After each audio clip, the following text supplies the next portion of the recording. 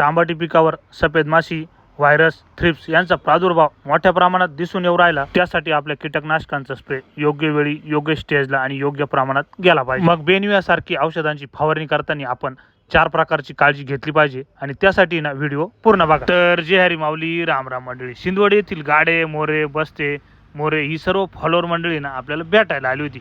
त्यांची भेट वगैरे घेतली आणि तेवढ्यात धोंडगाव वाडीचे सुद्धा ना आपले बिग फॉलोअर मंडळी भेटायला आली होती। पालखेडचे फॉलोअर म्हणे आपल्याला ना कांद्याचं उळं टाकायचंय आणि त्याच्यासाठी ना तुमच्या सेंद्रिय खताचे बॅग न्यायचे। बऱ्याच फॉलोअर मंडळीचं म्हणणं होतं की मागच्या वर्षी आम्ही कांद्याच्या रोपासाठी ना हे खत टाकलं होतं आणि जालन्याला निघालेले आपले मित्र, युट्यूबर, कृषी मित्र सुनील धात्रक यांनी सुद्धा आपल्या दुकानाला भेट दिली आणि लगेच रोशनचा फोन आला का आमचं ना औषध बनवायचं झालंय, आपल्याला पावडर चालू करायची। बेनिया वापरताना पहिली गोष्ट आपण आहे ना टांबटीसाठी एकरी प्रमाण 360 ml घेतलं। दुसरी गोष्ट म्हणजे आपण 8 ते 10 दिवसाच्या अंतराने त्याचे 2 स्प्रे घेतले पाहिजे। तिसरी गोष्ट म्हणजे आपली टांबटी 15 ते 20 दिवसाची म्हणजे डेव्हलप झालेली नक्की पाहिजे। आणि चौथा विषय म्हणजे असा किमान सूर्यप्रकाश तरी ना थोडा असलाच पाहिजे, त्यामुळे बेनियाचा रिझल्ट आपल्याला अतिशय सुंदर दिसू शकतात। बऱ्याच शेतकरी फॉलोअर मंडळीचे फोन होते का टांबटीवर व्हायरस दिसू राहिला, तर शेतकरी मित्रांनो व्हायरस तुम्हाला उद्याच्या व्हिडिओ मध्ये आपण ना एकदम मस्त स्प्रे सांगू। त्यासाठी ना तुम्ही आपल्या चॅनलला फॉलो आणि सबस्क्राईब केलं नसेल ना तेवढं करून टांबटीचा स्प्रे होईपर्यंत ना आपले कुंभारीचे बिग फॉलोअर घंगाळे साहेब आपली वाट पाहत दुकानावर बसले। त्यांना म्हटलं सॉरी बार का यायला जरा उशीरच झाला, मग आपण आहे ना